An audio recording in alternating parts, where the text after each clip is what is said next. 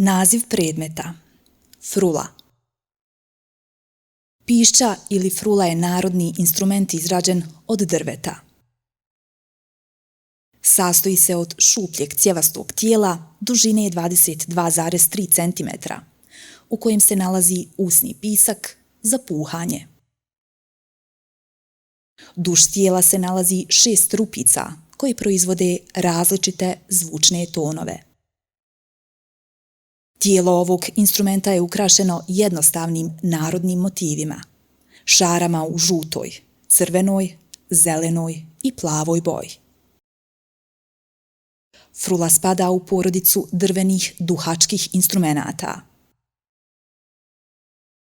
Najbolje svirale se izrađuju od bijelog javorovog drveta, koje proizvodi jasan i čist zvuk. Frula je nastala u Goduši kod Visokog, gdje se do danas očuvao od zaborava tradicionalni način izrade ovog instrumenta. Majstor izrade, sviraldžija, proizvodi frule različitih oblika i dimenzija.